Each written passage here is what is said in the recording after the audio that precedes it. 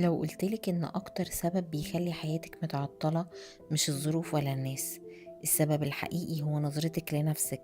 لأنك ممكن تكوني أجمل أذكى وأحن واحدة في العالم، بس طول ما انتي شايفة نفسك مش كفاية عمرك ما هتعيشي بسلام.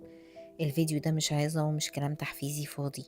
أنا هحكيلك حاجات لو استوعبتيها ممكن ترجعي ثقتك بنفسك من أول النهاردة، فكملي معايا للآخر. فاكرة أول حد قل منك؟ يمكن كانت كلمة عابرة، يمكن مقارنة من أم أو سخرية من صاحبة. ساعات الحاجات الصغيرة دي بتزرع فينا فكرة أنا مش كفاية. فجأة نلاقي نفسنا كبرنا واحنا شايلين الجملة دي جوانا، بنضحك ونعيش ونصاحب، بس جوه العقل دايما صوت بيقولي انتي أقل. الثقة بالنفس مش انك ما تتأثريش، الثقة بالنفس انك تعرفي تتصالحي مع الجرح ده وتبدأي تخفي منه بنفسك. الثقة بالنفس مش كبرياء ومش انك تبيني انك قوية قدام الكل. الثقة الحقيقية هي الهدوء اللي جواكي، انك متأكدة ان اللي بتعمليه تقدري عليه ومش محتاجة تثبتي لحد حاجة. البنت الواثقة مش اللي عندها كل حاجة، البنت الواثقة هي اللي راضية وبتتحرك رغم كل حاجة. الحاجتين اللي بيسرقوا مننا الثقة كل يوم الكلام السلبي والمقارنة.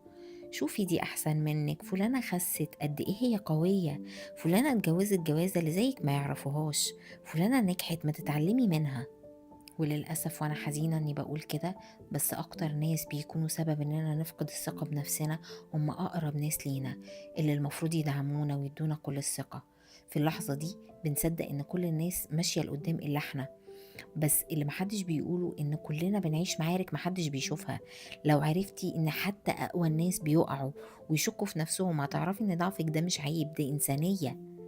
وانا هنا مش بتكلم عن الثقة بالنفس في الشكل بس، ده اقل حاجة في الثقة بالنفس، هي الثقة بالنفس في الشكل. تعالي أقولك على خطوات عملية ترجعي بيها ثقتك بنفسك. أول خطوة إنك تتوقفي فورا عن جلد نفسك. كل مرة بتقولي أنا فاشلة، هو أنا مش حلوة، بتزرعي بذرة ضعف جديدة جواكي. غيري الكلام ده حتى لو مش حاسة بيه، قولي أنا بتعلم، أنا بتطور، أنا كفاية. الكلمات والله بتغير المشاعر بمرور الوقت. الخطوة التانية، اعملي حاجة صغيرة بتخافي منها، ودي أهم نقطة.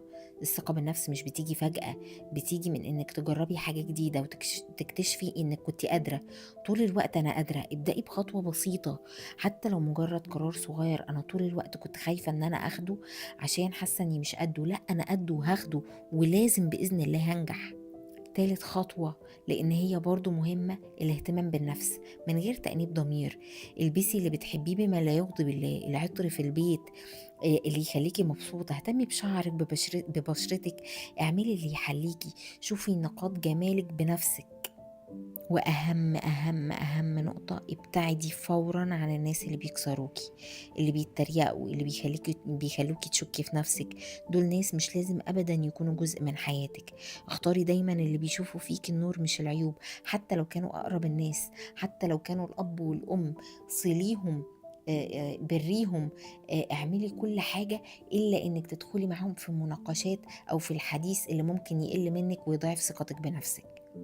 الخطوة الخامسة، إنك تبقي عارفة إن مفيش حاجة بتحصل بين يوم وليلة. الثقة مش زرار بيتضغط عليه كل يوم، هتضعفي شوية وهتقومي شوية. المهم إنك ما توقفيش محاولة إنك ترجعي ثقتك بنفسك. آخر حاجة حابة إن أنا أقولها لك، إن الثقة بالنفس مش إنك توصلي، الثقة بالنفس إنك تكملي الطريق رغم التعب. لو الفيديو ده لمسك أو حسيتي إنه شبهك، سيبيلي تعليق وقوليلي إيه أكتر حاجة وأكتر حد بيقل ثقتك بنفسك وبتعالجي النقطة دي إزاي. واعملي اشتراك في القناة عشان دايما نفتكر سوا إننا كفاية.